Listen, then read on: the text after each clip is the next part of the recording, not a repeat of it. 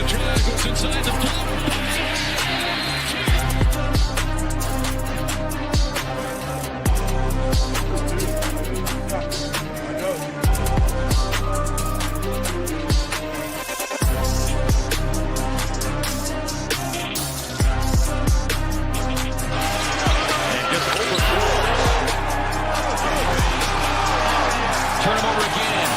Scoops it up.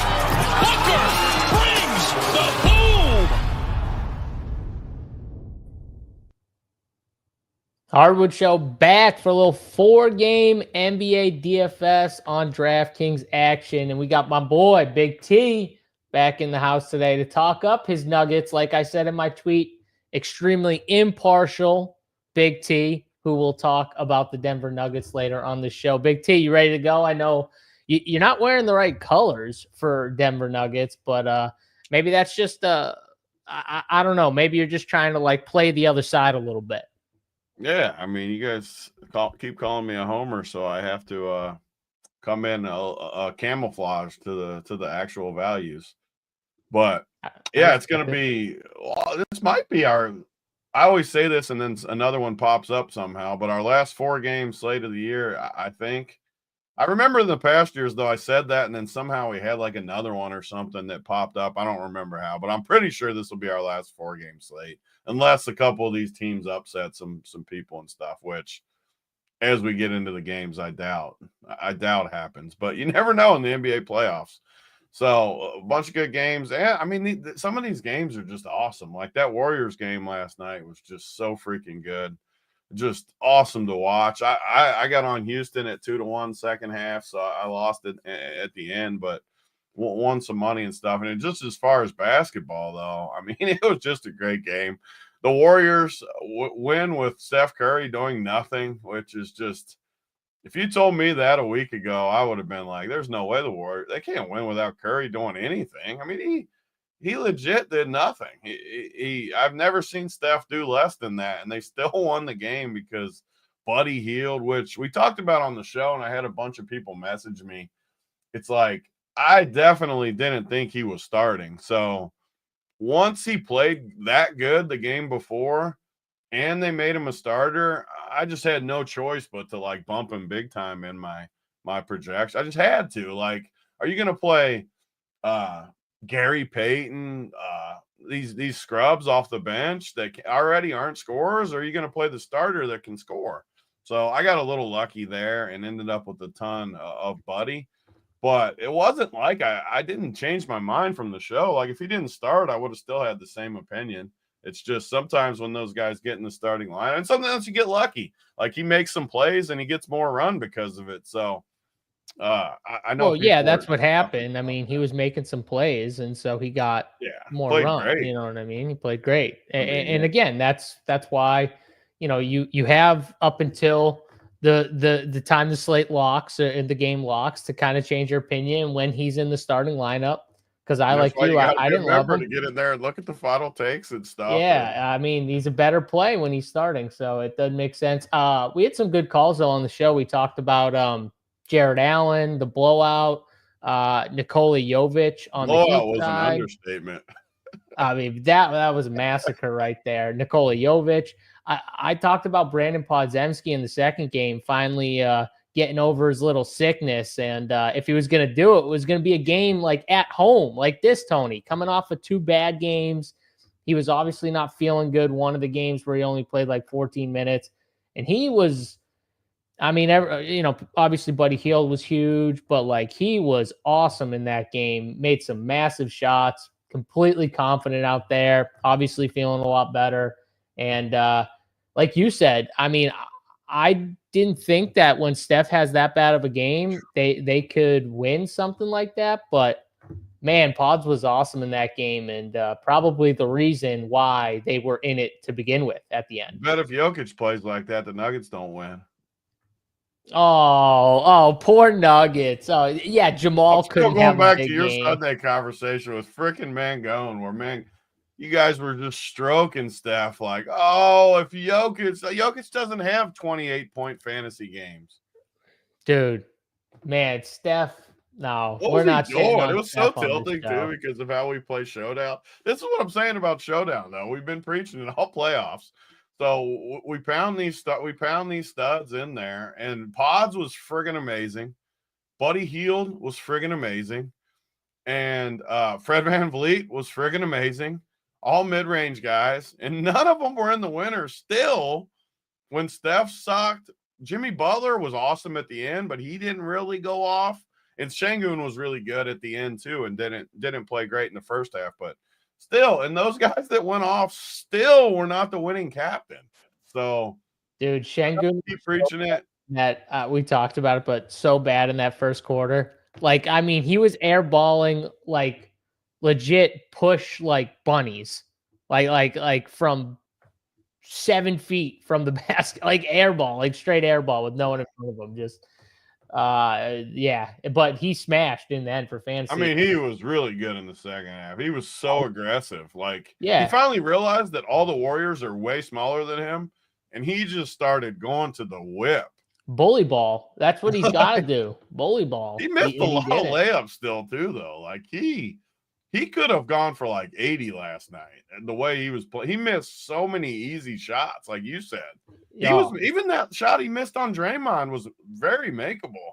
I know it was good defense too. Draymond played great defense on him, but that shot was very makeable. Just a little hook over him. I mean, that's what he was going for. Obviously, he was going for a shot. Now he might have been a little further from the basket than maybe he would hope he would have been, but I mean, Draymond's gonna pound on you. So like, especially in that spot, because he knows they're not going to call that foul. They're not going to. I mean, they're just not. So go and lean on him. And I mean, that was another thing we talked about. Draymond's dusted, man. Totally freaking dusted.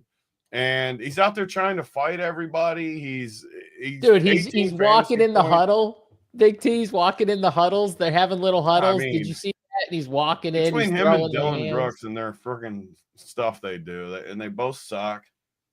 I can't stand that shit. I literally can't stand it. It just drives me nuts. But yeah, no, it was a great game. And I mean, you had Fred. That goes to the point we always talk about, though. Is just, man, stay with these stud captains. I know Steph didn't get there, but Şengün, like, if you just jam Jimmy, the studs, like, they're both fine. Yeah, but if you just jam the studs, though, then you were getting a lot of Şengün. Like you said, Fred VanVleet had an awesome game.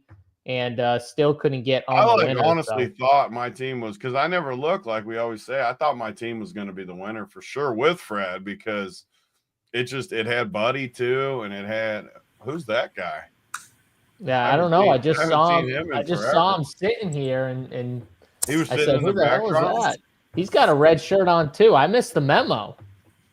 Go get dressed. We talked about it. In a minute. Change my outfit. Get a red hoodie on. We'll see you in a minute. Go.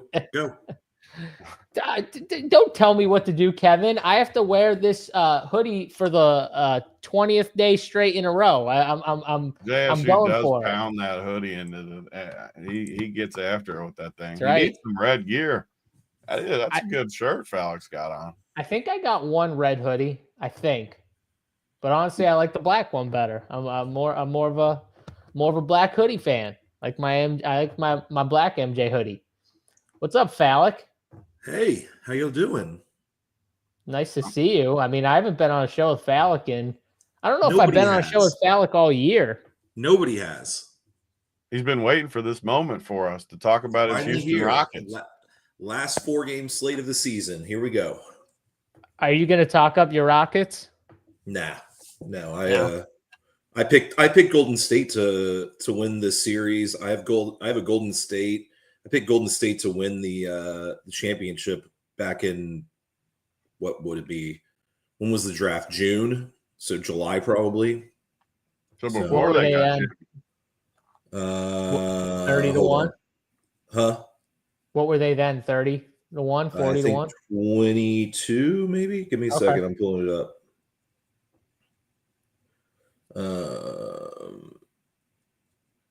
20-1. I made it on May 20th. No, or June 27th. I made that pick. 20-1. All right. They're gonna have a tough matchup, whoever they face next round, but should be Should be fun. I can't wait for that series, whether it's Minnesota or the Lakers. Looks like might be Minnesota, which will be very, very fun to watch. But anything from yesterday, Fallick? How'd you do yesterday? Did you play any Showdown? Did you have any sweats? I was Showdown was pretty good. I was underweight on Steph was my big take there. Especially after the buddy got announced as starting. I thought the Shingun and the Shingun plus Jimmy build was the way to go. So Binair thinks you should cash out. Yeah, I can get paid. I put $200 on it. I'm at cash out's $487 right now, so it's actually not a terrible cash out option, but I'm still gonna let it ride a little longer. Let it ride. I like that. Big T, you letting it ride if you got a Golden State future? I mean, if I'm only doubling up, yeah. But at some point, it'll be a good buyout. Yeah. It's tough with those, though, because you got so much upside, and especially with a team that I don't think they'll win it, but they could win it. But yeah, we talked about the Wolves a couple days ago, right, Big T? We said if we had a future, I think they're still 28-1, or they were at least on DraftKings. But I definitely think that's how different. I don't know if y'all talked about this yet. How different do you think that series would be if the Mark Williams trade went through?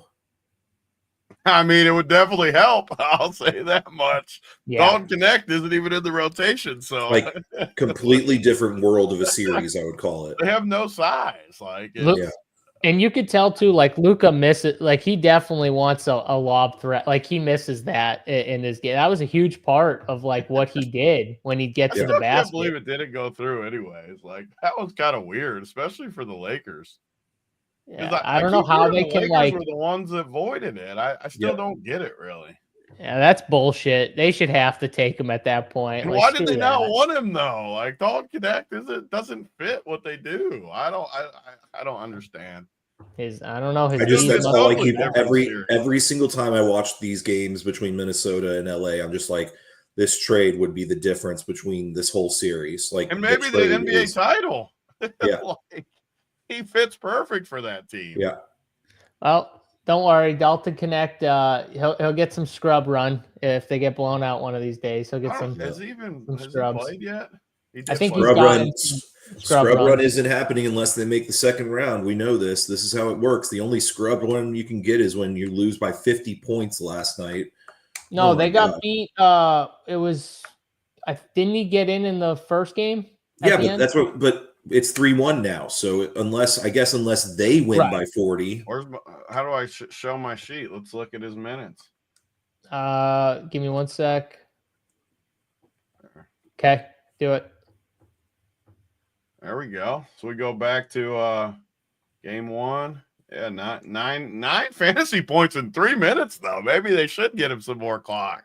How did he put up a 9-piece in 3 minutes? Hit a couple threes. Had to hit a couple threes. How about the Lakers, though, playing all 5 guys the whole second half? I like that. And JJ Redick's just getting killed for some reason. And you know what? I think JJ does it again. Oh, for sure. But I think he does it again. I don't think he gives a shit. That's tomorrow, unfortunately. The Nuggets are going to do it, too. The Nuggets will do it tonight, too. Nuggets, I looked at the If Westbrook's out, they're going to literally play all their guys 43 or 44 minutes like they did last game. Yeah, which I don't know how the Nuggets aren't like the best plays if that's going to happen. They've always been that way too. Like even if they go to the bench, it's going to be very, very short. That's what I'm saying. Like they played Peyton Watson only 12 minutes last game. Like that's a tell right there. Like if they're not playing him run, who else do they have on the bench? More than the Lakers minutes, low key. Look, 42 plus for all of them. Lakers, yeah. I mean, they played more minutes than the Lakers, even the Nuggets guys. Yeah, and I agree. Like you probably can't sustain it for like the entire playoffs. Like if you're trying to make a deep run, but that's probably why Denver's not going to make a deep run. It's probably why this right here is why they're not going to make a deep run. Look at this. I mean, they don't have literally anybody. Yeah, you got to be able to run. at least like your 6th and 7th man, you got to be able to run like a decent amount of minutes. If you can't run like 2 guys off the bench, I think that's what makes Cleveland, Boston, like when they're fully healthy, they can run their 6th and 7th guys 20 plus minutes in a playoff game. If like that's not a big deal. And some of these teams can't, you know what I mean? So the Timberwolves, another team, they can run their 6th and 7th guys 20 plus minutes every single game. It's not a big deal at all.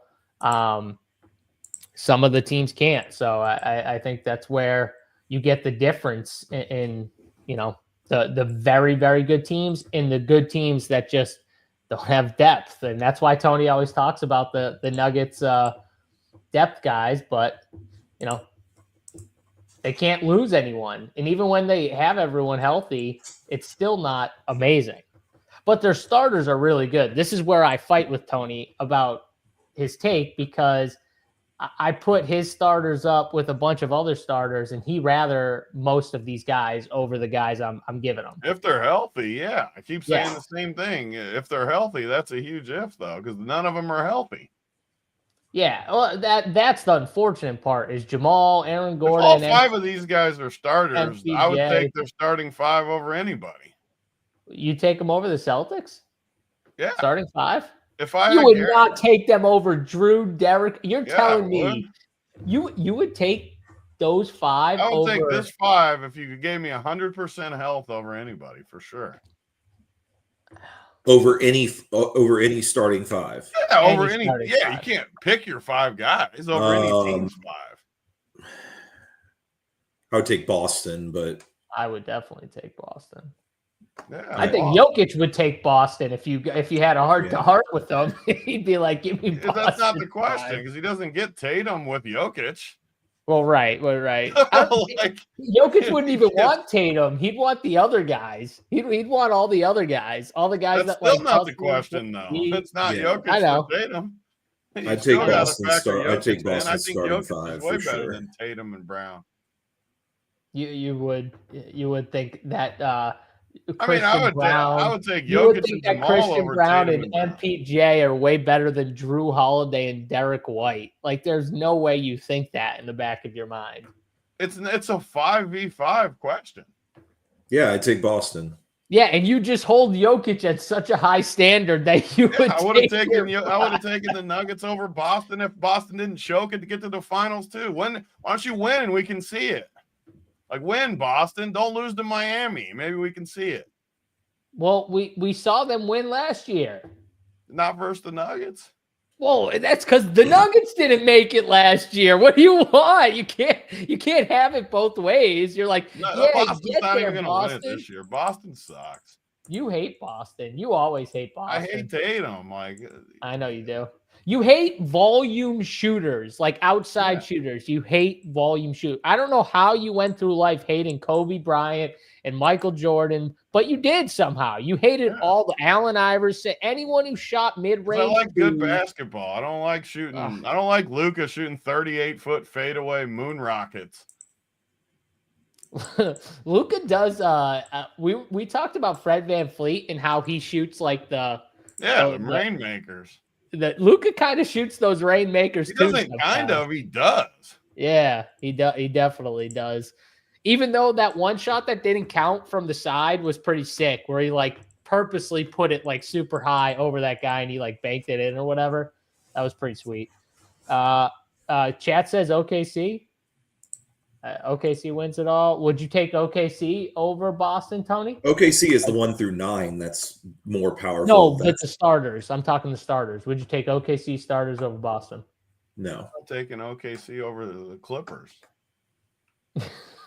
Okay. Screw OKC. Okay. Let's see. DJ, I'm a big T guy, but Boston would piss over Denver. Piss all over them. Get him, DJ. Get him, DJ. Even your people aren't even on your side right now, Big T. That's a tough scene right there. That's a tough scene. AP's in the house. He said Def Boston. What's that? I mean, You are in the minority here with the Well, chat. of I'll tell course. you that. Like people, have you not seen how people look at basketball? They look in the same box. They don't look outside it at all. Yeah, Boston but won the I don't title. think this is them looking outside it. I think that's them looking at the entire 5-man roster, Yeah, and you just looking at that's Nikola fine. Jokic with everyone else.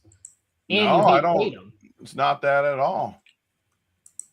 I could mirror the 4v4 in every single one. I think Boston has you outside of Nikola Jokic over Tatum.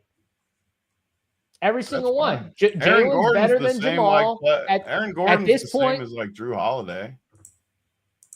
oh God, I wouldn't You even put him though. I put him with Derek White because I see Derek White as the 3 personally, and I see Aaron Gordon as the 3. So like it would be Jamal and Jaylen Brown. I'd take Jaylen Brown. It'd be Aaron Gordon, Derek White. I'd take Derek White. It would be Drew Holiday. I guess Christian Brown, MPJ.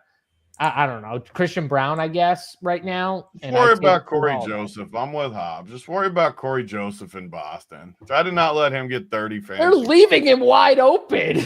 They don't give a Just worry shit about about Corey Joseph. Worry about Oh, the God. Magic, Boston. Oh God! All right. Well, you lose. By the way, to Knicks with while y'all were talking, I've already built the winner for today. So good luck at second Thank place God. to all of you. Thank God. All right, Falik. Let's hear it. All 7. You can't give the final one, but you can give 7. Go. Yeah, so let me just say I think that the slate starts with Jokic and Cade Cunningham. I think it's been that way this whole series where you're getting the 2 guys that have all the usage and in the slate from those teams. Nobody's been able to stop Cade. And then KPJ I think is an easy play today, even though he's 5K, you just play him as well. So you got KPJ, Jokic, Cunningham. You got to put in 2 more Denver guys, and you got to throw in a few more Milwaukee guys. So pick your two Denver guys. I picked Christian Brown and Aaron Gordon personally, and then that leaves you with having to go cheap. And I'm perfectly fine going cheap when you look at guys. Unfortunately, as terrible as Corey Joseph makes sense. You have plenty of guys in Milwaukee that are cheap that you can play now. You have some Detroit players that are in play, and you just fill it in with those guys. So when do you get to the winning team? I already built it. You got all the guys on the teams that are going to lose? I don't care. I'm going to win the tournament. Okay. Okay. He said, okay. Pistons All right, well, let's do it. Unit. Let's go through.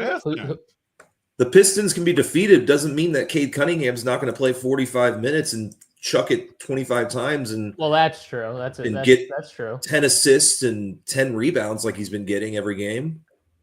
Yep. That's the thing, is that he still is becoming that guy that you just need to play right now. I mean, you don't have to tell me I love Cade. I think that whether you think he like choked in some of the games or whatever, from a fantasy perspective, I mean, you can't really I also like argue these that. spots where even if they're the defeated teams, they're still going to play them. As long as it's within 20 points in the fourth quarter, they're going to play these guys, and they're going to be the guy. And like Cade Cunningham's going to have layup after layup after layup that he's just going to go for as they try to keep him off the 3-point line. Which I don't understand that either. But yeah, Cade Cunningham's going to get a bunch of 2 looks, just like he's done the entire series. And, you know, if he makes a bunch of them, he's probably going to be good because he does everything else you want from a statistical standpoint. So, all right, let's do this, though. Let's go game by game because I know how Tony gets, and he likes, to be organized a little bit here with his game by game stuff. And let's start with the 6 p.m. game here, Milwaukee and Indiana. Tony, it seems like K-Falik likes the Milwaukee side a little bit. No Dame.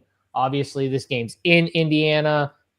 Without Dame, it's definitely a big loss, even though he probably wasn't like fully healthy even when he came back 100%, but still a loss. And Indiana's been the much better team. Like I can go through a lot of these series, and even the series that are 3-1 and stuff like that, I can say like, well, this team's at least competing. Like the Rockets. The Rockets are a good example. Like they're at least competing. They're not just getting blown out every game and stuff like that. It's not like Miami versus Cleveland.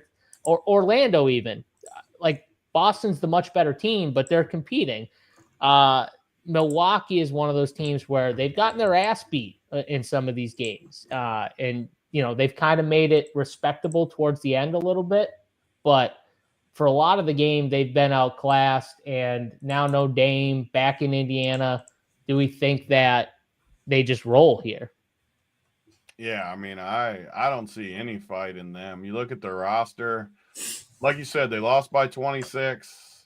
They did win game 3 and showed some heart with Dame in there. Dame, what he played 32 minutes, didn't play great, but did show heart there, but lost by 8, got blown out in game 1. But I just look at this roster, and you got a bunch of quitters in here. I mean, Kuzma's a quitter, Sims stinks, Rollins stinks. I mean, this team stinks. Bobby Portis, I think they pack it. The problem with a lot of these series today, so like this series, you had game 4 for the Bucks. It was 2-1. Dame goes down early. They get blown out. Now it's 3-1, and sometimes the 3-1's okay, like when you have a couple home games, but they know they got to win 2 games on the road still. And it's that way with everything. Like the Pistons blew a couple. Now the Knicks are at home. The Magic won game 3 and then blew game 4. So you got all the home teams trying to close tonight, which if you have fight, I'm not saying all these teams are there'll be some heart. Like I can see Orlando showing heart, but the Bucks do not strike me as a team. Even Giannis, he's going to go hard, but he hasn't been great in this series. I know his numbers. I mean, 57, 68, 62, 58, solid, but he's going to bounce soon with this roster because Dame is, man, this roster's, we talk about rosters, this roster, whew, it's a bad roster right here for around old Giannis. So tough scene. I mean, I like Kevin Porter Jr. I want to know how popular he's going to be. And does he just start over Ryan Rollins, or do they do this nonsense still where they start Rollins when? Is the green highlighted projected starters for you? That's who I think, but they could start Porter and just play everybody. It's Porter and Kuzma over Portis and Rollins. Yeah, you don't think so? You just think they just keep playing these dust balls like Kuzma? Yeah, unfortunately, just no matter what. I mean, but the Bucks are one team that I have no idea who they start. I don't think they're gonna start. I don't think it because matters too much, but I do agree with Falik. I do think that. Well, I don't think it matters either with the Bucks. No, but it's just that they're not going to play. They're going to play Portis as the backup 4 and 5 versus him being the backup. It's more a rotational thing with Portis. I just think Kuzma. I have no idea why Kuzma's been starting. Their season's on the line. Either. I just have a feeling they changed something in this game. Like, to me, Kevin Porter Jr. is going to start at the point guard position. The only problem with like starting your best unit too is like then you just but whatever, your season's on the line, just play your guys. Because like normally you want Bobby and Kevin to be in the game when Giannis goes out. You want like Giannis can't go out tonight. Well, that's a different scenario, I guess. Giannis always goes out. That's the thing. This roster's bad. Like it's what's very frustrating with the Bucks is that Giannis is like the only player that's a stud that will never touch 42 minutes. Like Jokic will like stay in the fourth quarter and play. Like I don't think Giannis play all 48 every once in a while. That's what I'm saying. I don't think Giannis is going to do that, even if it is tight the whole game. I don't think he does. How are they going to play? That's my question, though. Like, how is it? What's the spread? Like, it's got to be 10, 7.5, and I like the Pacers. Like, how in the world did the Bucks keep it close? I don't think they do. Their roster is so freaking bad. Yeah, I'm with you. I like the Pacers. To circle back real quick, just so we're not here forever with these games. But like, so Portis, I think's in play for sure at 5,800. KPJ for sure in play. Gary Trent even in play. I just can't do Kuzma. I mean, he's just dead. Rollins, I really can't do. Brook Lopez is dead. Yeah. I mean, it's just those 3 guys that even Gary Trent. He doesn't. He had his game. Yeah. And it's a 4-gamer. You got to make no mistake about it. We like yesterday was a 2-gamer. There's a big difference between a 2-gamer and a 4-gamer. So, yeah. And then the Indiana side is going to be interesting, especially if Benny Math sits again. You got McConnell at 4K. Let me flip back to Indiana. You got McConnell cheap. You got Jarris Walker was amazing last game, 24 and 21 minutes. He fits the series too. Ben Shepherd came back 2 games ago and got some run. I like the guards again from the Pacers a lot. Halliburton, Nembhard might be my favorite just because he's just solid. He's just rock solid with these numbers. 30, basically right at 33 of the games. He's still cheap. And then McConnell, as long as Benny Math is out again, which I kind of think he sits 3-1. I like some of these Pacers guys for sure. Yeah, I'm with you on Milwaukee. I think KPJ is the best play. I think Bobby Portis the second. I'm probably not going to spend for Giannis because I like other spends. So it's probably just those 2 guys from Milwaukee. If I play Milwaukee, in Indiana, I agree with you. I like the guards a lot. I will say though, Miles Turner, he bounced back. That was another call I had the last time they played. 30 minutes, dropped 42 fantasy points. He's just one of those guys. He's going to have his bad games for sure, but when he has a good game, man, it's going to be really good in that 6,100. I definitely think he's in play, but I like the guards the most. I think Andrew Nembhard, like Tony said, Tyrese Halliburton has been good in this series, but again, he's one of those stars. He will allow others to kind of go off if they're just having a good game. He's a facilitator at heart. So I like him, but I kind of like the cheap guys a little bit more, like Nembhard and McConnell. And I think they have good games. So yeah, the 3 guards and Miles Turner are the 4 Pacers in my pool. Falik, where are you at with this game? Travis is giving Falik credit for my chart too. Come on, freaking Travis. It's not his chart. Other chart men can get paid too. You do. Great chart, Falik. Great chart. Thank you. Milwaukee side, I like a lot more than Indiana side, solely because when you are down a guy, you have to fill in the spots, and they're desperate. I think AJ Green's a good play if he gets 28, 30 minutes again, which is what I would assume he may get around that number. They really are struggling at the 2 of their positions they're really struggling with right now, which are requiring them to get creative with them. This is a very weird matchup for them because Brook Lopez is just not fitting into this very well. I look horny this morning. Okay, sounds good to me. Might need to go wake up the wife after this. We'll see. Anyways, I think that I like that little gem in there. Might I think you need to pick 2 or 3 guys from Milwaukee that you're going to play today. I don't think you need to play Giannis, but you obviously can. He can always go off. The challenge is does he get enough to beat out all these other studs? Indiana, the only way I'm playing them is if Benny Mathurin is out. I think it's nice that it's the 5:00 game, obviously, or 6:00 for all of you in the East Coast, because you're able to find out that news, which I think, is silly as it sounds, is probably the most important news of the entire slate, is whether Benny Mathurin is playing, because it just opens up the guys that were already discussed. Is kind of the way that I would see it. Nembhard's been really solid though, as y'all have said. So I definitely feel good about Nembhard. Yeah, I like that. I feel like we're all. The only issue though with Nembhard too is the Davion Mitchell aspect from yesterday, where I feel like he's been awesome.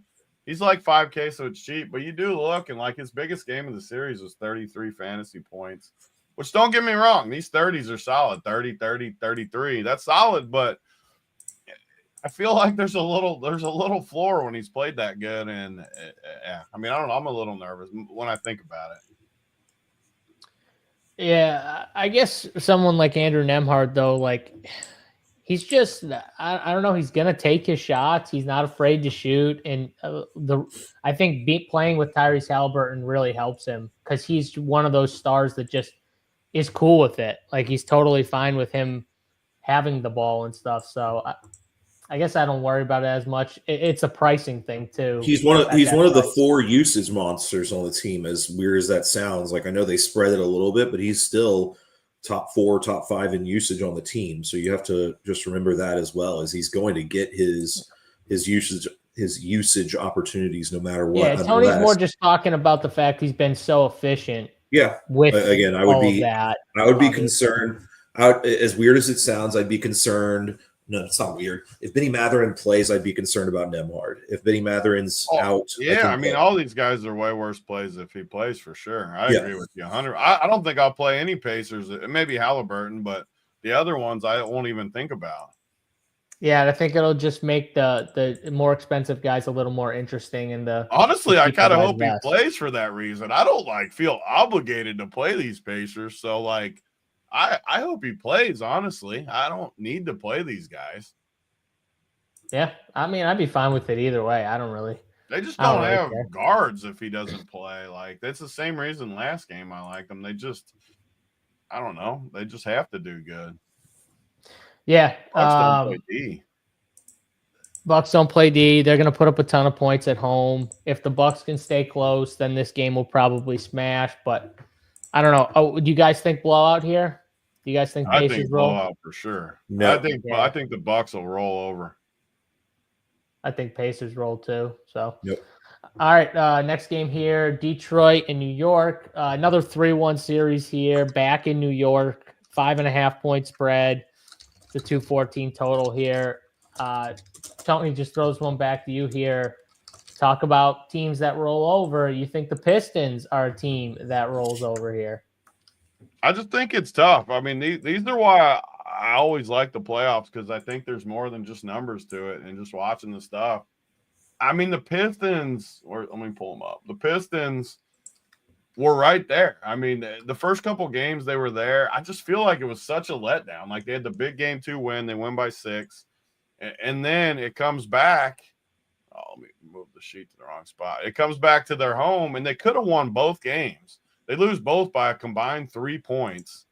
And now they got to go back to New York down 3-1 when they feel like they could be up 3-1. They had the foul call in the corner and all these little plays. This is what happens in the NBA. Like, you're just left with excuses. You're whining about the refs and you're doing this, but all that matters is you're down 3-1 going back to New York with all the whining you want. And I'll be honest, I bet the Knicks to start the series. And after game 1 and 2, I felt like Detroit was going to win the series. I bet Detroit a few of the games, so I flip-flopped a little bit. And I find it hard for Detroit to get off the mat with the guys they got. I just don't. I don't see the Cade. I thought Cade's been awesome, but I think he's going to be in for a letdown too, in my opinion. It had to hurt his feelings the way that game ended. He missed an open shot. Everything that happened, he had the turnover. Was it game 3 or 4 where he drove to the hoop and it slipped out of his hands? It might have been game 3 when that happened, or game 4. Well, game 4, he drove to the hoop and Josh Hart kind of hit the ball out of his hands. And I'm talking about the one he got by someone and he was going up and it slipped out. I think it was game 3. It slipped out of his that hand. wasn't game 4. That must have been game 3. Yeah. So both games, I mean, they could have won, but I'm definitely more confident in the Detroit showing heart than. I mean, I'm very confident the Bucks will roll over. Detroit could show some heart, and they can make shots. They got some veterans too, like Toby, Schroeder. These guys are gonna. Even Tim Hardaway.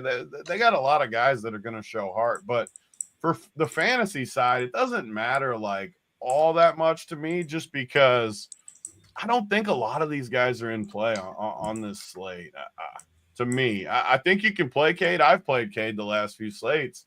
The issue I have, though, is there's just other spins I want more. I'm not really going to Duren, Toby. I mean, Schroeder's fine. These guys are fine. I don't think they're bad plays, but I just don't see it personally. And then the Knicks side, you got the same luxury we got with these other teams. They're going to play these 5 guys all the minutes. And I've kind of been – so we got, 3 teams on this slate that are going to play all the minutes? What is it? Or is there only 2 on this slate? Denver and the Knicks are for sure going to play all the minutes. These other dudes are not going to play. So that's a luxury for me. And you look at some of the prices for the Knicks, and Jalen Brunson's been freaking amazing. 59, 54, 54, 49. He's 1K cheaper than Cade. I can't play Cade over Jalen Brunson at home in a closeout game with how good he's been. So I don't know. These other guys, I don't have to play them, even though the minutes are there for all these guys. Cat, I don't really think I'll get to Cat, but I don't think he's a bad play. These minutes, though, like I want to build my team tonight. That's where I'll be a little different than Phallic. I just want to load in as many of these huge minutes guys as I can get. Well, these teams that need to win, like Denver and the Knicks mainly. Denver and the Knicks are the 2 minutes guys. But so Jalen Brunson and not really anything else from me in this game, I don't think. Yeah, I mean, I think I definitely like Jalen Brunson. I think I like Cade a little bit more than you. I also think that like you got to remember, like, no one thought they were going to really contend in this series. Like no one actually, not many people anyways, actually like Detroit. The Knicks were a big favorite in this series. So like the fact that they're hanging in there, I don't think Detroit's like one of those teams that's just going to roll over. Tony, I think it's a little different than like Milwaukee. I think a lot of people thought when Dame came back, Milwaukee would really be able to give the Pacers kind of a push, you know, with Giannis and stuff like that. I don't think as many people thought that these Detroit Knicks games were going to be this kind of closely contested in a way. You know what I mean? Even though it is 3-1, a lot of these games could have went either way. So it was just the Knicks, you know, obviously like end of the game was just much better, more efficient than Detroit. But the way the series has gone, it doesn't feel like a 3-1 series. I don't think Detroit rolls over. They might lose this game, but I don't think it's going to be by blowout. It's not the same as the Pacers game, in my opinion. So, yeah, I like the 2 studs. And I think out of those 3 Knicks guys, the OG, Hart, Bridges, like probably only one of them gets there. So which one? I mean, Josh Hart got there last time. OG and Bridges had bad games. The game before, Bridges had a monster game. I'm pretty sure it was. And, you know, Josh Hart was decent. But like, I don't think like 2 of these guys explode and kill you. I think mainly Brunson or Cat get there, or maybe both. And then one of those guys probably. So that's the way I look at the Knicks, not playing any of those bench guys. Phallic, what are you doing with this game? So first of all, there's conversation about OG only playing 6 or whatever minutes in the fourth quarter. I would ignore that as like a unique situation because Miles McBride was in when the Knicks made their like last run of the game per se. Was when that happened, was when he was in. So they just didn't take him out because they were on their run. So I think you just ignore that as a normal situation. I think, as Tony said, the Knicks are obviously very much in play. Mikal Bridges playing 43, 44 minutes. You got OG who would have played 44 minutes. You have Josh Hart who would have played 43, 44 minutes. Like that's always nice to have those situations. Jalen Brunson has looked really good throughout the series. And Cat's the one I'm least interested in. On the Detroit side, I think Jalen Duren, if you think this game's going to be close, I think he's safe to play. If you think the game's going to be close, he's a nice little safety 5-6X type of player still. And as I said, Cade Cunningham's just been a monster, and I'm just going to keep playing him until he doesn't play again this season, which is probably after tonight. So, yeah, I agree with you, Phallic. I mean, I don't even think we've seen like the monster game that Cade has in his bag. If people watch that last game, like he did nothing in the entire first. He had 2 points and maybe a rebound. That was his stat line after 12 minutes in the 12 minutes of play, I'm pretty sure. So, yeah, I mean, like if he does anything a little different in that first quarter, you could have been looking at a 70-plus burger game from Cade Cunningham from a fantasy perspective. He had 1 point at the end of the first quarter. He had 1 point until 9:13 left in the second quarter. Was the chat going off about how the chat thankfully I was not I can't even remember what time that was at, but so in my core too, I had available. the Cade Brunson like like stack in my core. So like that, obviously after like the first quarter, when like you played a guy, you jammed a guy, and like if anyone played your content at all, like they were gonna have them. So like I like was like, I can't go into the chat right now. I gotta wait. Yeah. Hopefully he starts like that. He didn't do much in the second quarter, Falik, right? Like even when you look at the second quarter, he didn't do that much. So after the second quarter, I was like, I gotta go in there. It's like, it's like morning, like Cade. Yeah. And then all of a sudden the third quarter happened, and it was just like the eruption. And everyone's like, we're alive. Like everyone's alive. I was at my kid's baseball practice, coaching baseball, thankfully, so I did not have to experience the Cade experience that I'm sure was fantastic in this chat. It was not the funnest experience. I would have uninstalled Discord from my phone if I would have been in there at that time, I'm pretty sure. If you came in at the third quarter, though, K-Falik, like after that third quarter run, you would have been feeling great, though. If you just saw that run, you would have been like, oh, man, Cade is smashing right now. If you just saw that third quarter, you would have thought like he had 60 after the third. That's how good he was. But there's a lot of scrolling I'm doing right now on Popcorn Machine trying to look at this third quarter. 6 rebounds, 12 points at least. I can't tell if any free throws. 12 points, 6 rebounds, 5 assists, and 3 blocks in the third quarter. Not bad. Not bad. It's a pretty good third quarter. I'll just say pretty good. Hopefully we can do that to start today, Cade. Can we get that in the first quarter? Maybe we don't need all of that. Let's get like 3/4 of that in the first quarter. I'll be a happy guy. All right. We didn't really talk about K-Falik brought up Jalen Duran. Tony, you've talked about Schroeder in this series a little bit. We got the Thompson plays. Any of those guys, like Tim Hardaway Jr.'s had some spots where he's been pretty good in this series, and then obviously really bad in some games. Anyone like that kind of hitting you? Yeah, so just in general, Osser, I'm done with him. Definitely not playing him. Tim Hardaway, though, the last 2 games, 36 minutes and 37 minutes, 20 and 30 fantasy points. He's still only 4,100. Like the dude in the chat said, obviously he's got to make his shots or you could lose run, but he's got the Buddy Hield thing where if he gets it going, he's going to play, and he's 4,100. I mean, look at those minutes, 36 and 37 minutes. He's going to get the shots. He played for the Knicks. He's been at the Garden a ton. His dad played a ton. Like I like Tim Hardaway. You just I don't know how you play him. He is like the epitome of a DFS play that is just so shot dependent, and I just can't do it. I can't do it. He's literally had in his first 4 games, he had a total of 7 rebounds. The plays you like and don't like, I don't know how you fluctuate because he got everything you would like. Did you play Sam Merrill last slate, Falik?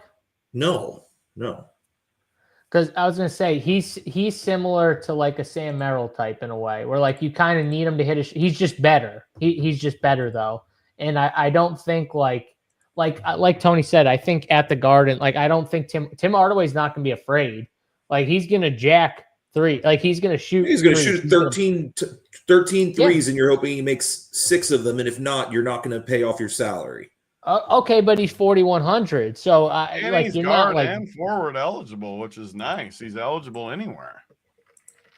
Yeah, I mean, I hate the guys that like Hardaway. won't shoot. We all hate Hardaway. It sucks, but like, yeah. You just know what you're getting with him, though, Tony. Like, you just know it. Like, you know if he's going to be good or bad, if he's going to lose run.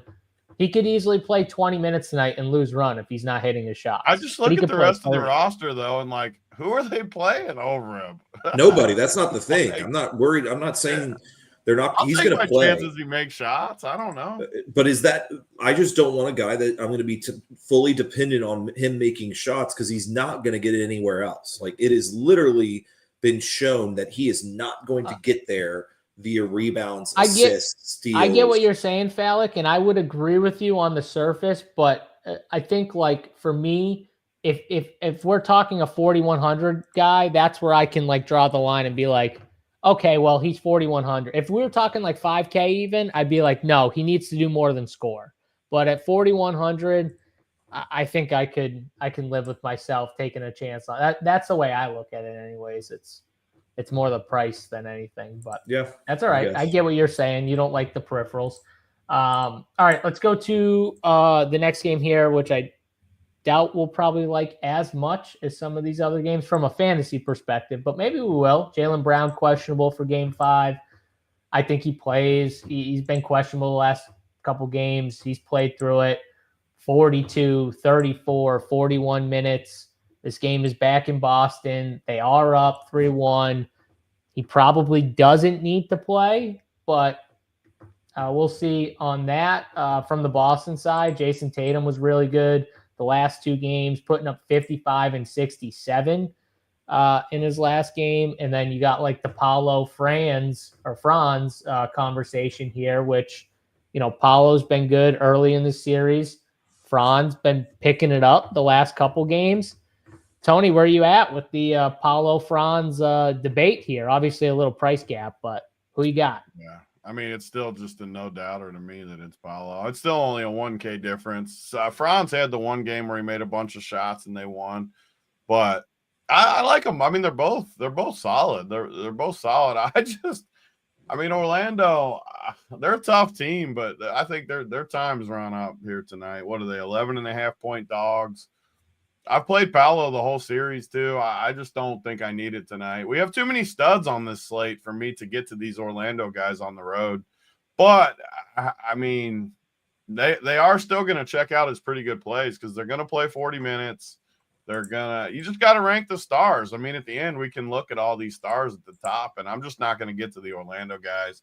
Not going to play Wendell. Corey Joseph, we make fun of him every game. Played 27 minutes and had 27 fantasy points last game somehow.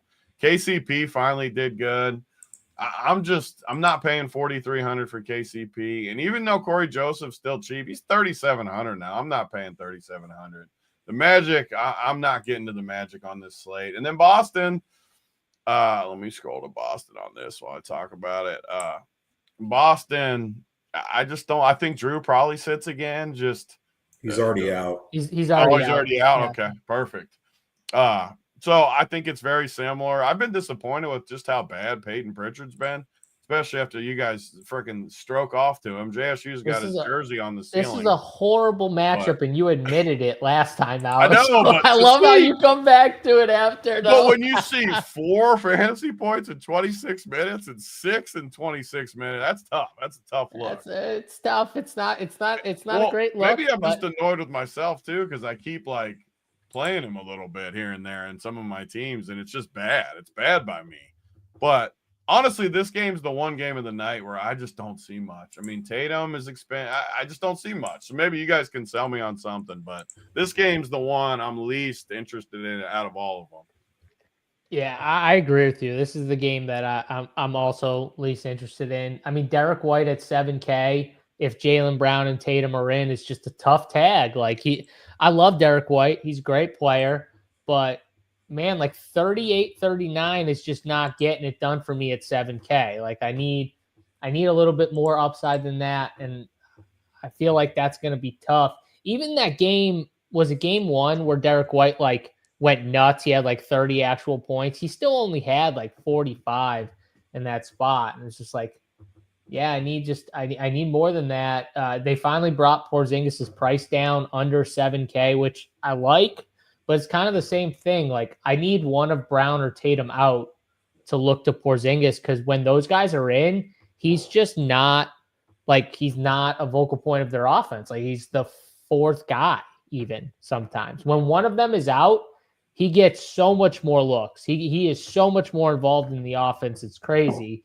And that's kind of the difference. Look at the game that Tatum didn't play. 20 points, 10 rebounds. He shot the ball 14 times. He got 14 free throw attempts. He was just way more involved in the offense. And I didn't even think he played that good, to be honest with you. And he was just way more involved. So, yeah, I don't love the Boston side. I don't like Brown. Tatum would be the spend up, obviously. If I was going to spend for one of these guys, it would probably be Tatum. But I like Cade more. I think I like Brunson a lot. I'm gonna like some spend ups in the Denver game. So Tatum would probably be like 4th on my list as a spend up or something like that. So not bad. Like you could play Tatum. And, I agree with Tony. It's just, he said it a couple games. It's just a bad matchup series for someone like Peyton Pritchard, a team in Orlando. They defend the 3 well. They're playing gritty defense too. So I'm probably not going to play him. Al Horford's like the ultimate condom play. If you want 25, like he's going to get you probably 25. I'm sure Mangone's going to play Al Horford. I'm sure he's going to jerk off to him. I can't do it, Mangone. I can't do it, man. I'm sorry. I can't. I love you, but I can't. So no big Al for me. And the Orlando side, I'm probably not going to play. So, okay, Fallick, anything different here with this game? So it just was discussed in the chat, but Paolo Banchero shot it 32 times last game. Just don't ignore that number, please. If you get a guy that shoots at 32, 25, 25, and 27 4 games, that's like Ant Edwards type style where we were playing him. Question is, can he make his shots? He's been missing a lot of shots this series. I got a question. Tony hates these volume shooters. Where are you at with Paolo? You love Paolo. And he's a lot of mid range too, so it's a good comparison for me because I don't love his mid range stuff. I think he's like a beast. He's super physical, which I like, but man, I don't love how much mid-range he depends on too. What drives me nuts is I think I'm a better coach in regards to rotations than Mosley is because I'm pretty sure that the 5 that should be on the court for the Magic is Carter Jr. at the center spot, Jonathan Isaac at the power forward spot, Paolo at the small forward, Franz at the shooting guard, and then like KCP or a bench guard at the 1 spot, and just let Paolo and Franz just dribble the ball up against those guys and take on Tatum and take on Al Horford and or Kristaps Porzingis. So like that's what's frustrating me about this is I think that like a guy like Jonathan Isaac is a guy I want to play, but yeah, exactly. But Joe agrees. I just think Mosley too. I love Jamal Mosley. That's my boy. I think that they're just making a mistake against this team where they could be playing big, which is what makes sense for them. And they keep on playing a point guard and a shooting guard that are on the smaller side just because they think they have to. This is what they miss. What if they had Mr. Suggs? Oh, man, for sure. Yeah, we can. Yeah, but that would make it a different series for sure, especially with these Boston guys being all banged up too. Like that would definitely make it a little more because Jalen Suggs can play on both sides of the ball. He's gritty. He fits it. He fits that team well. Honestly, he just can't stay healthy. He can't. He's one of those guys that if you could guarantee me health, I would love Jalen. So I want him on my team instantly. But man, like you just can't. So like you're always going to take the durability with some of these guys over someone like Jalen Suggs, and Jalen Suggs might be better than a lot of them. Yeah, if I were picking it, let's say if Benny Matherin's in, I think that the best place to find like super cheap players is going to be Orlando. As like horrible as I say it, like and how much I hate it. I think Fallick. If I need to go like into the 3.1, 3.2, 3.3 range, I'd go with Jonathan Isaac or Anthony Black. Or if I need to, they're like they hate these guys. They hate these guys. They're like playing him 18 minutes and they're worth. Jonathan Isaac just played 13 minutes. So Anthony he played Black 18. Got 18 minutes in the last game. Now they're going back to Boston. I agree with actually your coaching adjustment personally. I don't think it must be something with Jonathan Isaac where the coach knows he can't play big minutes or something like that. It's got to be like it's got to be something like that because I agree with you. I wouldn't play small. I'd go one way with the Celtics. I wouldn't try and play what they want. But that's just me. What do I know? I'm not a coach in the NBA, but I agree with you actually, Fallick. So Thanks. There we go. That makes 3 of us. Me, you, and Joe. We think we're better than Mosley when it comes to coaching. Tony, you want to make it 4? I'm not the Jonathan Isaac fan club like everyone else. Yeah, I know you wouldn't be. He is definitely. Don't be. I'm not in the Jonathan Isaac fan club, but I'm the Jonathan Isaac fan club over Corey Joseph. I mean, it's tough to argue that point. I'm not going to be the one to argue for Corey Joseph. Let's actually be honest. KCP has been horrendous. I'm happy he's not on the Nuggets. Like, man, he's so bad. Wow, he was that like man. This last year in the playoffs. He was terrible. Like terrible. So bad. I mean, listen, he was solid for a lot of years, but at he a was certain awesome point, for the Lakers title. He was awesome for the Nuggets title. He was horrible last year, and he's horrible this year. Which happens. He's old. Like he got old. You just gotta know. Sometimes you gotta know when to, what's the saying? You gotta know when to hold them. You gotta know when to fold. I think he's got to fold. And how does the freaking Magic have Corey Joseph, Gary Harris, KCP? How is Corey Joseph still playing in the NBA? Like, he just had 27 fantasy points in 27 minutes. I know. How is he playing? I don't even understand this. Oh God. All right, that's enough talk with that game. Let's go to the next game here. Final game. It's the game Big T has been jizzing in his pants, ready to talk about for the last hour and 15 minutes here. Is this the only 2-2 series in all the series? No, this has been. I already said this. Only 2-2. Did any of the other ones go 2-2? They didn't, right? No, because this Houston is the lost. only 2. Is that ever happened? Only 1 2-2 series. That's crazy. Yeah, because Houston lost. So and the Lakers lost. Yeah, that's crazy. This has been the best series, though, Tony, by far. This might actually. This one of the Houston for sure have been the best. No, I think from an entertainment, like watching standpoint, this series has been better than the Houston. Because you know what? Yeah. The Houston Golden State series, there's so much, like you talked about it earlier in the show, like the Draymond, Dylan Brooks, like shenanigans. And I hate that shit. Like there's constantly the game. I feel like constantly the game stops because they're going to review like a flagrant foul or a tech so it just annoys me sometimes how much like that stuff happens in the game. Even though the biggest fight of the entire playoffs happened in this game, like yes, so far. Even though that, yes. Okay. And by the way, what was freaking Harden doing anyways? Nothing even happened. Like, why was he that mad? I don't know when Harden became like the dude who gets in fights, by the way. He was like running from the situation too. He was like backpedaling and stuff. No. Like James Harden don't want no smoke. He don't want any Christian smoke. Brown's laughing at you, you're not a fighter. Like, I thought there was a 50-50 chance that Aaron Gordon was going to. Brown's laughing at you. You're not a fighter. Why is that, Big D? Why is that, huh? Why you can read between the lines, but I don't. Aaron how Gordon. Do you know? Christian Brown might have he might have a Muay Thai background or some shit like that. Maybe he does. Know. I think there was a 50-50 chance as I was watching that fight happen that Aaron Gordon was just going to punch the shit out of Ivica Zubac. I was for so pissed. I was like, do not do it, Gordon. We can't lose you. I was just watching Zubac holding him back, and I'm like, why is anybody from any other why team was Zubac holding him back? That was like Steven Adams yesterday. Did you guys see Steven Adams take Quentin Post and like bring him to half court during that scuffle? Did you guys see that? Steven Adams like grabbed him and just hugged him. And like, I'll tell you right now, one of the guys I wouldn't mess with in the league is Steven Adams because that dude is an animal. Like, I would not want to mess with Steve. And he took Quentin Post and he just ejected him from the situation just easily. It's like, let's go, buddy. We're going this way. Going to hang out at half court.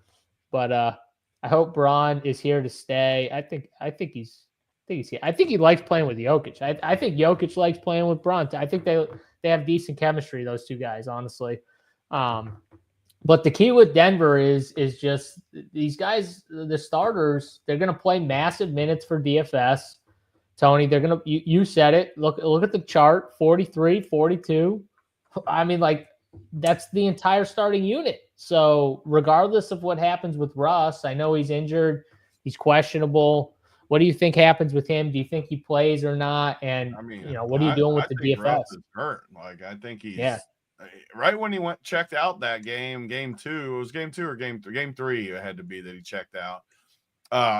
You could just tell he knew it, like he's injured. So I don't think it matters. Obviously, I want him to be out to secure these minutes officially. MPJ's banged up too. So, like, the 4 of them are going to play 100%, 42, 43, maybe even 45 minutes. So it's just MPJ or Russ for that last spot. And I'd much rather it be MPJ personally. If Russ, I think Russ is out, but we'll have to wait and see because it's obviously 2-2 big game. I hope he's out, but honestly, neither one of those guys are going to be in play for me anyways, MPJ or Russ. But the other 4 have to be in play for me. I mean, they just have to be. They're going to play so many minutes at home in a must-win game. I mean, I love the other 4. Christian Brown's always one of my favorites. Finally came through with a 39-piece last game after a few rough games. Gordon, you have to like Gordon. He's going to play so many minutes. So these are the best showdowns, too. I agree with Austin because we got guaranteed stars. We got some values on the Clippers side. Everything checks out. So I think Denver's the easiest side of the night to project. I mean, you're going to get all the minutes from those guys. Super easy. So let's look at the Clippers because there's a lot more. The guy you refuse to admit is hurt and you still play is Jamal. And I keep saying it every single show I watch him. And you said the thing about MPJ, and I get it. You don't want to fade too many Denver guys. But, man, he is hurt. And maybe at home it's a little better for him. He gets a little pump from the crowd.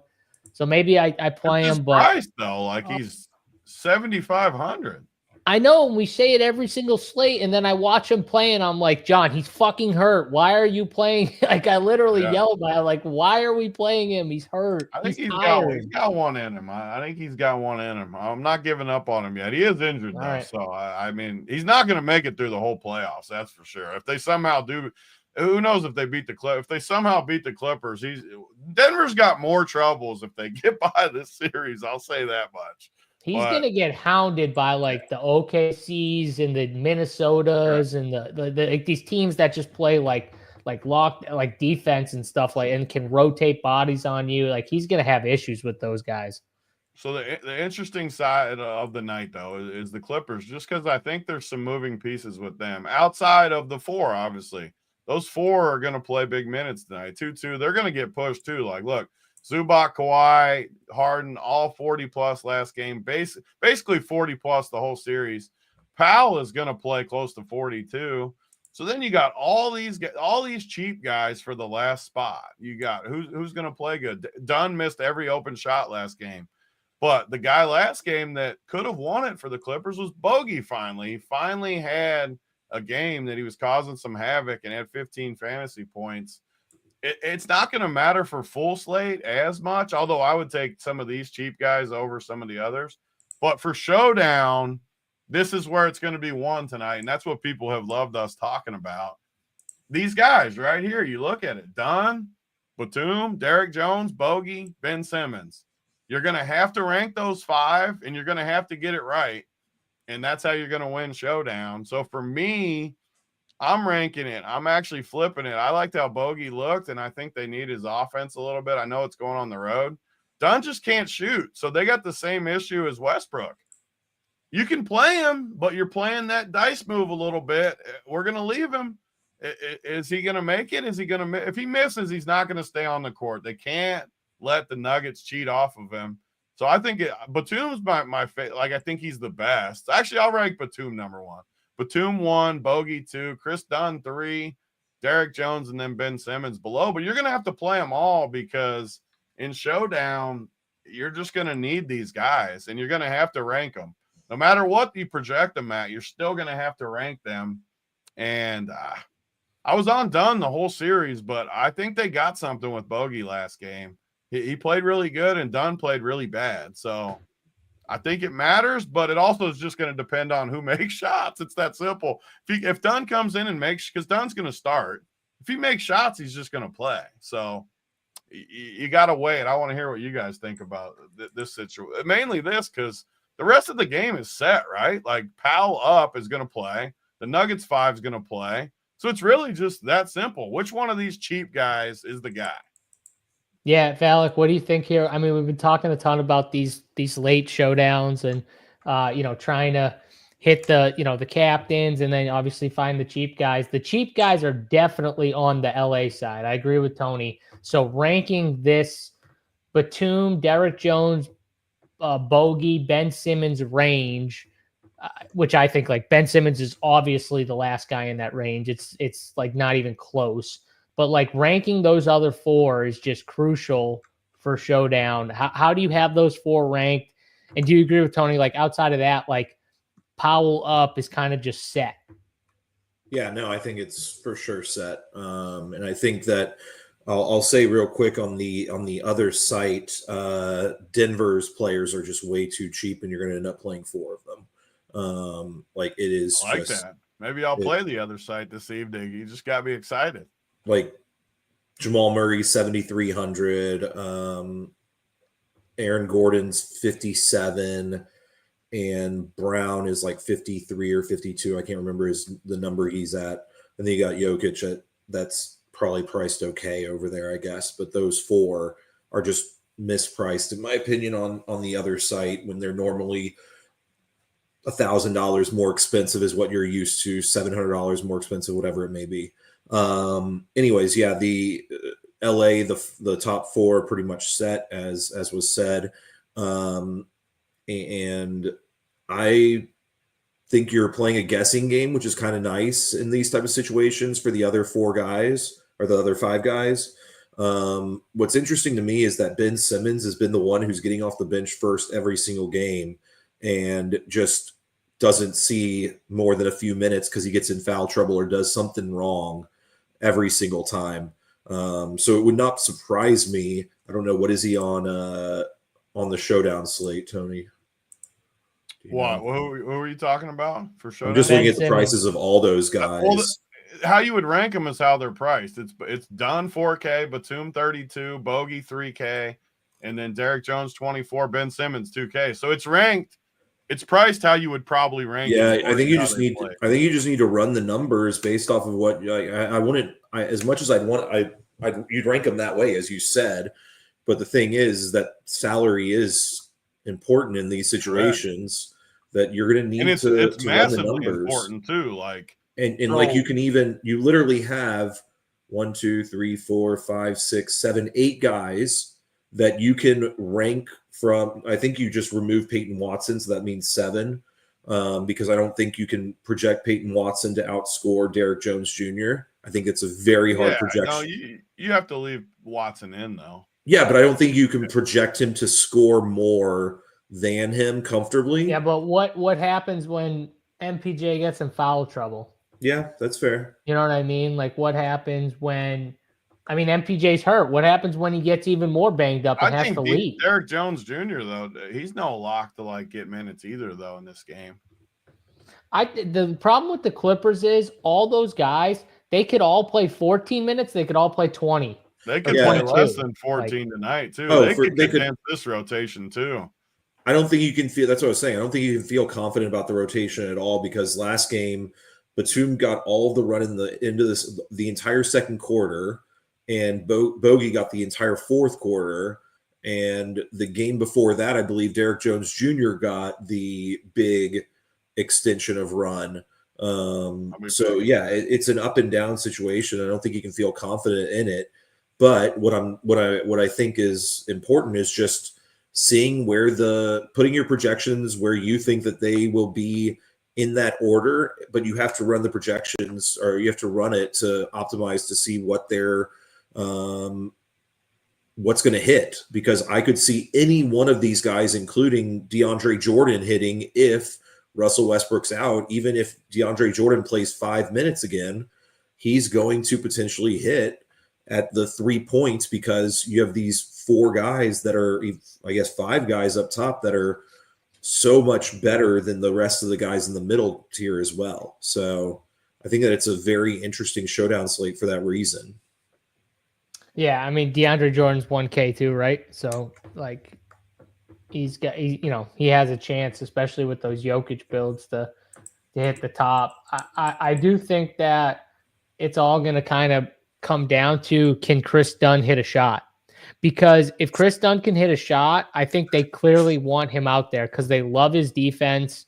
The players love Chris Dunn because they know he's a dog on defense. They know he's like kind of a game changer on the defensive end. But if he becomes a liability offensively, then it's going to kill his minutes. So that's kind of the key with this whole thing.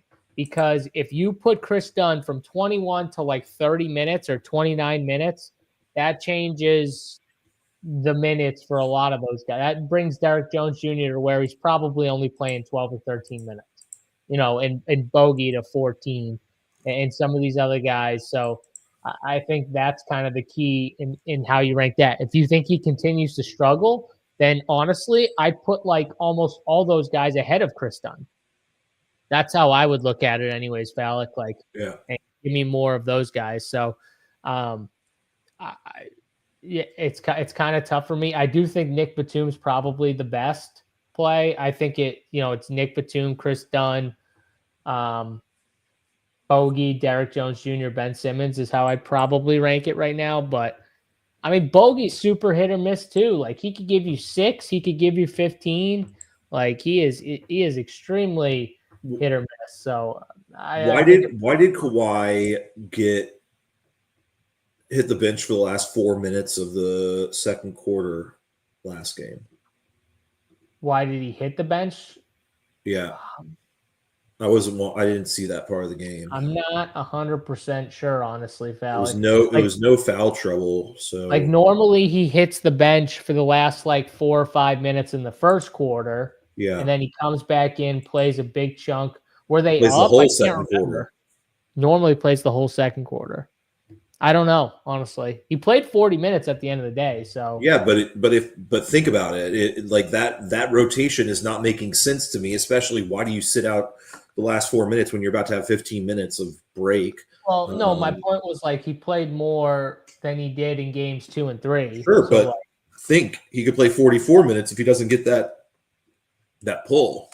Yeah, I just don't think maybe they don't want him playing more than like 40, and they would rather save him for the second half to play a big chunk than in the first. If they can save his minutes in the first, I think they'd rather do that than in the second.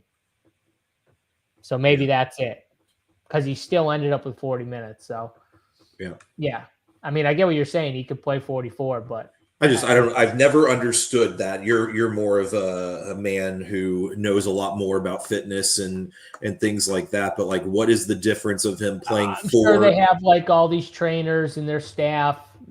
I'm sure they gave like he should be playing this. He needs to sit after he plays this amount of minutes to recover and whatever before he goes back in. I'm sure there's like a whole thing. Yeah. I don't know. I'm just looking at it and saying to myself every single time he didn't play the last 4 minutes of the first half, and then he had a 15-minute break of just sitting on and drinking water and listening to the coach during the halftime. He does have like very, very big breaks. Like it's not like the short, quick. Yeah. He gets like the very big break, and that's got to be by design. Is my point. That's sure. Definitely someone saying like this is what his body needs or something like that. I don't know. All right. So the Denver side, we kind of hit on it, but, or at least Tony talked about how would you rank these Denver pieces, Falik, if you had to rank like the 5 starters? What I would say what it is on the sheet, like Jokic, I think Murray's too expensive for what his price is compared to the rest, but like Aaron Gordon and Brown, I think are going to be two, like those 3 guys are going to be 3 of the first plays I put into my lineups. So like, I don't really care what they're ranked. I think it's Aaron Gordon, Brown, and Jokic are probably going to be in all my cores no matter what. So is what my plan is, at least. I don't you have any MPJ? No. Okay. So lower on Jamal, lower on MPJ.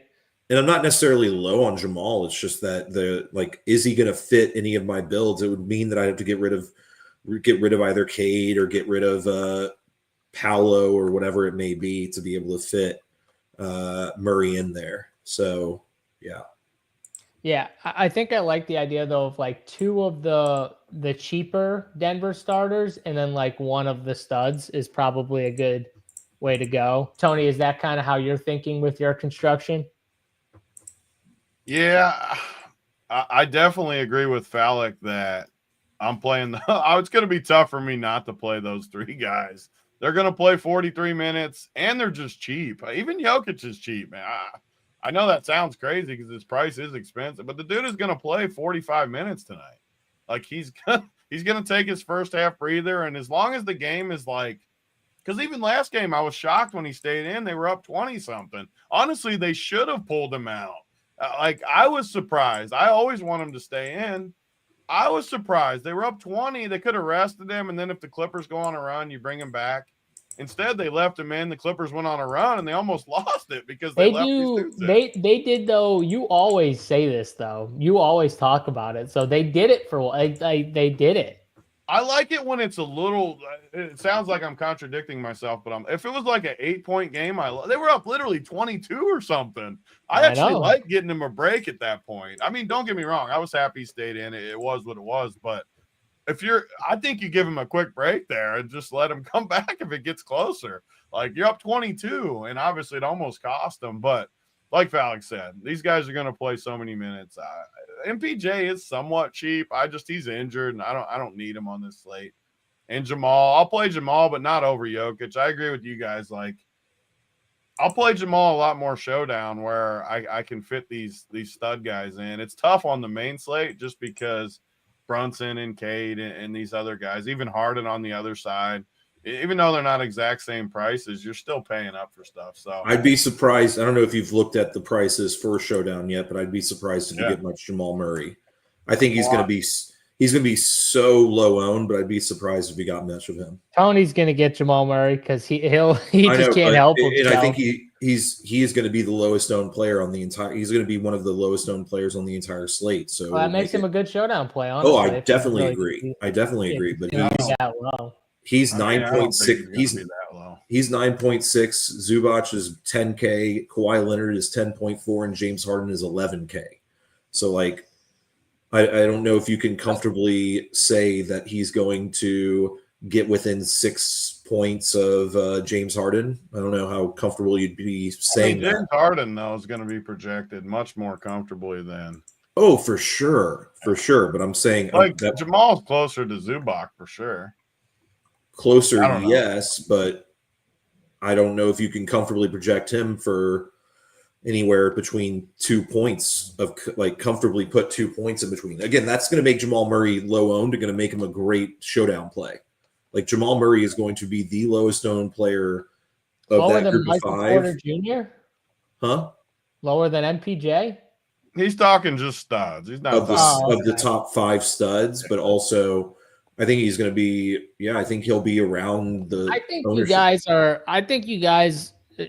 The so high on this Denver side, and like so many guys are injured that you're like Aaron Gordon, like he's been injured, and yeah, he's been more consistent than MPJ, but like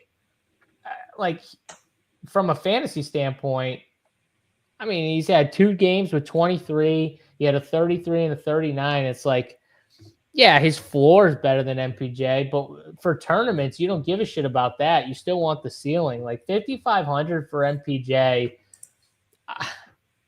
I think I'm going to like him a little more than you guys just because of that price. And like, he's still going to play 40 minutes. So he's injured, yes, but so is Aaron Gordon. He's going to play 40 as long as Westbrook's out, put it that way. Yeah, that's what I'm saying. If Westbrook's in, I don't like MPJ as much.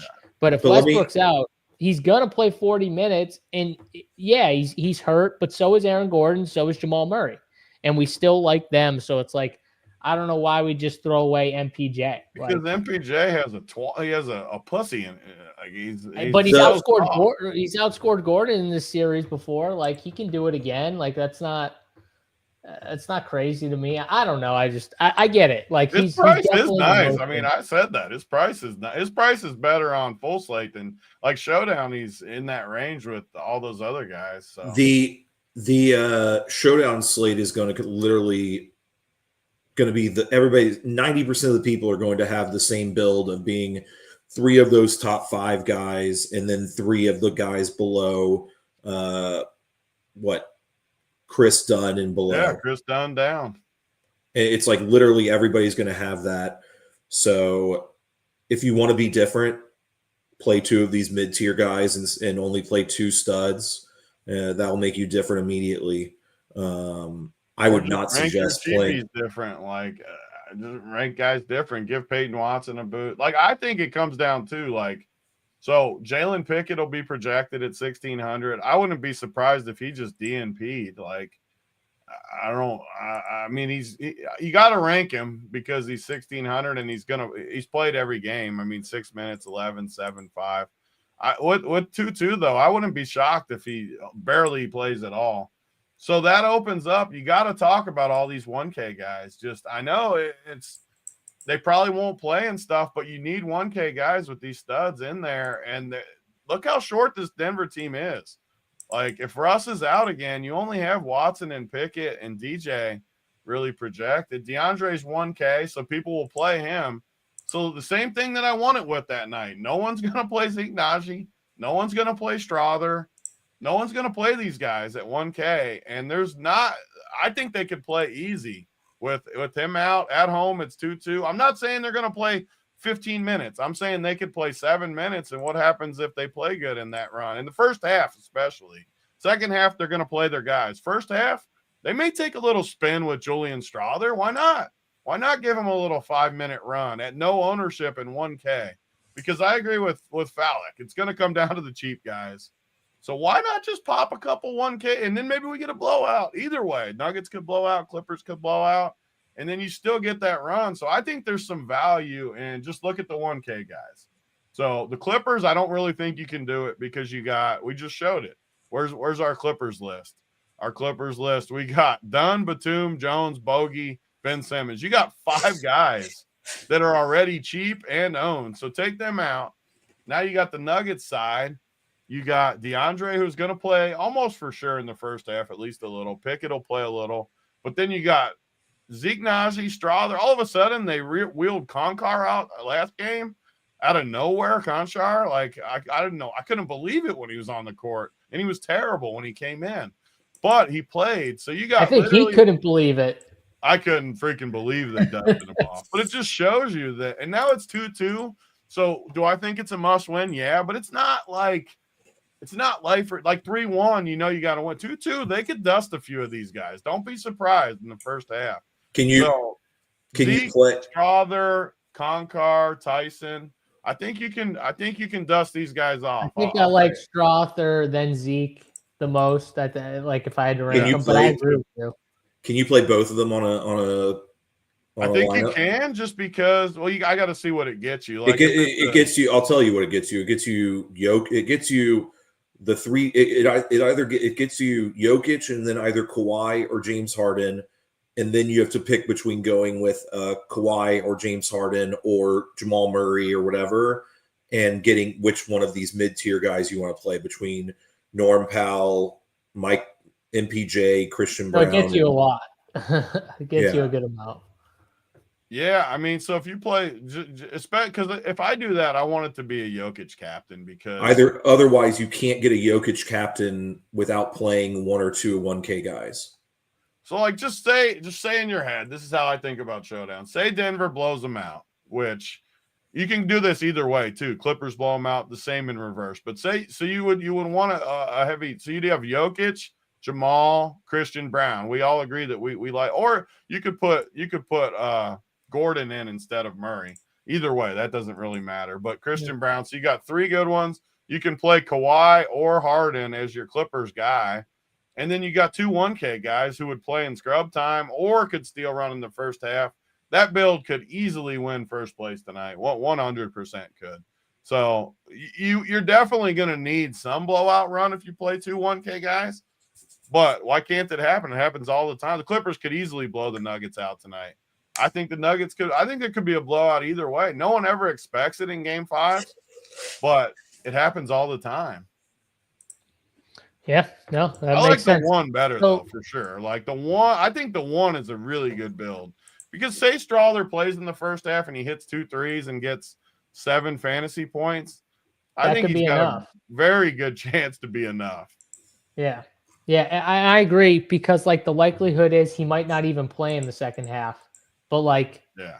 he got that run and it was enough in the first. So okay, finish out your favorite like 2 or 3. Are you just playing the studs, Tony, or on this slate? I learned my lesson one last time. It's definitely only studs for me. Like, So who are and they? this Are is they the all even easier 4, game. or Like you can't play a non-stud in this game in the captain. so are they all 4? Are they Jamal, Jokic, Harden, Kawhi, or is there one missing from that group? No, those 4. Maybe Those Zubac 4? too. Still, I don't like Zubac as much captain though. So probably those 4. Phallic captains, are you just playing the studs, or do you have a different one in mind? I'm gonna run the numbers, but I'm going to try my best to only play Jokic based off of the pricing that's in here. I just do not understand how the next 4 guys are just clumped so tightly together at that 11K to 9.6. I just don't know how you can comfortably play. Jokic isn't like that much more expensive. I know, and he's not that much more compared Like, to he's what, $2,200 more expensive than them in Classic, and he's also only $2,600 more on this slate. Is that the numbers? Am I doing that right? I mean, he's in the captain. He's 4K more than Harden and 5K more than those other guys. So he's 25. He's in the captain, yes, but he's $2,500 more expensive in Classic than in the 4-gamer over Harden, and he's $2,600 more expensive than Harden in Showdown. It's I just think it's a misprice. Like, if you're looking at the numbers of what Jokic should be based off of everybody else in the slate, Jokic should be in the 14s, 15s, but he's in the 13s. All right, there you go. Fallic's going to be all over Jokic tonight. Yeah, I mean, I think it's Jokic, and then it's the two Clippers studs for me. Harden's been not as aggressive, honestly, as I thought he would be in this series from game 1 to now, which I think is interesting. I mean, only 11 shots last game, only got 6 free throw attempts. I would expect that to change. Like that's definitely got to change here, but we'll see. Kawhi, again, like the Kawhi projection, I think, is a little light, so we'll bump that a little bit and then see what we get with the Jokic Big Daddy projection. Kawhi's light. What? Because you like Kawhi, it's light? Yes, because I like Kawhi. I like that. Because Ivica Zubac is not going to be ahead of Kawhi, even slightly, in any of my stuff. So I cannot allow that. Is why. Honestly, it's why I like this sheet though, because it honestly lines up pretty good for what I think. Like Harden averaging 46, Kawhi's averaging 45, Zubac's averaging like 40, 41. So there's your separation right there. And I'm not saying those should be your like exact projections tonight, but I think it's somewhat in the range where they should be though. Yeah, that's fair. I mean, like Zubac, he had a great game last time out. I mean, 48 fantasy points. Like, I just don't think he's still the winner with that type of performance. And when you're dealing with Jokic, just putting 82 up. Well, but think about it though. When you're dealing also with defending Jokic, it's got to be just really tough to have to like go on the offensive end and just like dominate. Like when you're dealing with that constantly. So, to Fallick's point though, like Jokic is averaging 69 in the series. Harden and Kawhi are 45 and 40. I mean, Jokic's projection is light. That's another guy. I think why his is he always projected like low 60s? I don't understand it. I don't understand it at all. I never understand it. He didn't even play good the first 3 games, and he beat it in all 3 games. Like at least mid 60s, if we're being like, if we're being in like trying to stay in the middle of it, like fine, don't give him high 60s, give him mid 60s. Like I just don't know how you don't project him high 60s though. Like he's gonna play 45 minutes. Yeah, I'm seeing many sites that have Giannis projected higher than Jokic. Well, that's wrong. That's wrong. That's crazy. I mean, Jokic is literally. We talked about Giannis's minutes. Like Jokic is literally going to play. I don't see how he doesn't play 42, 43. It's only a blowout. The only way he won't was a blowout. And we saw them up 20, start them in the fourth quarter, up 20. Like, so what do they have And to they be got up? blown out in game 3 and he played 37. So That's what I'm saying. So what do they have to be up? I mean, damn, like, holy crap. He couldn't get 2 minutes there. So, yeah, I agree with Bryce here. Don't forget to like the video, subscribe to the YouTube channel if you're not subscribed. Check us out, runpuresports.com, RPS 15 if you want 15% off.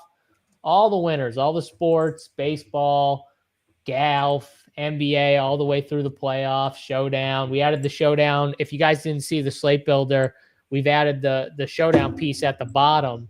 Me and Tony have been doing for these late night showdowns. So check that out under the Slate Builder. And obviously all the other niche sports, the NASCAR on the weekends, the MMA. We got you covered. All the bets. Come check us out. runpuresports.com, RPS 15% off. Boys, let's give our play of the day and let's get out of here for the 4-gamer here. Falik, you got a favorite play of the day? I think the easy play is KPJ will be the most owned play on the slate, and I think you should absolutely play him. And I will say Christian Brown is my play of the day. Okay, Christian Brown, play of the day. Cade Cunningham, triple-double. I go right back to my boy, Cade Cunningham, for another. I was worried Falik was going to say Cade Cunningham because I was a little worried about that. But going right back to the well, he is finally going to put together 4 quarters of a good fantasy game. Please, just 4 quarters here. But I don't know why Big T's. Why are you doing the thing with your hat and what? Both of your guys' plays. I'll make the show finish good because both your guys' plays are going to okay, give us Jokic. Go. 3, 2, 1, go. Yeah, Jokic is my freaking play of the day. Suck on that. Yeah. You did not just give Jokic as the your weird play part of the for day. these ownership, I just never trust these Saber ownerships early in the day. Like, it's got Christian Brown 6% owned. Like, if he's 6% owned, like, I need to take out a loan to play more money tonight. Like, if he's 6% owned, how is he 6% owned? Like, if he's 6% owned, Tony, then we're gonna have some nice low ownerships for our Denver guys. I mean, like, what are we talking about? I will say though, Tony, the late game, sometimes people play Showdown. They might try and get lighter on the late game since they're playing Showdown and stuff like that. So maybe some of those like secondary pieces, I'm not saying Jokic is low on, but I'm like maybe some of those secondary pieces do get kind of left off, you know? Well, that's just dumb. Yeah, I agree. I have to think it comes up. But either way, like, I think those Denver, I don't want to just give an obvious play though. Like, I make jokes. I love those Denver plays. I talked about all the stuff I love. My sneaky guy, though, just because I like to give one sneaky one, is Bogey. I think they found something with him. 3,400. No one's going to play him. And again, I could name all my other plays I like a lot are like chalky guys. So I don't want to give chalky guys. But Bogey is my sneaky guy of the night. Was that your Showdown play of the night? We asked for a 4-gamer play. Yeah, well, both your guys' plays are gonna bust, so I'm gonna do good. Did you say Christian Brown's gonna bust? No, I loved him. I was talking exactly, about Falik. Get him, KPJ. No, KPJ is the worst play of the night. I hate that play. He's gonna be chalky, and I hate it. I can't wait for him to be in your core every single one. Cunningham's gonna bust. He's not going to be chalky, though. I refuse to. There's too many studs. He's not going to be. That's what I'm saying. There's too many studs. He's not going to be chalky. You know, I don't even, like Jokic might not even be like crazy. Jokic is always under-owned. So that's why, like, if you gave Jokic, please give Giannis a higher projection than Jokic, so everyone just. No, but seriously though, if you gave Jokic, I would have been like, I think he comes in like 20%. I mean, he's 12% on Saber right now. I think that's low, but I think 20 is low. Like, I think if he comes in at 20, it's good. You know what I'm saying? Like, that late game might just might be the nuts right there. So because it's 2-2. What's MPJ coming in at, Fat? What do you have MPJ at? I mean, on classic, not going to be accurate, but he's like 10%. 15. Yeah, I'll go under that. How is Christian Braun lower than These can't be MPJ. right. We got to let them settle in. Yeah, we got to let them settle in. There's It no is way like 4 o'clock in the morning still. So there's no way those are the actual numbers. Yeah.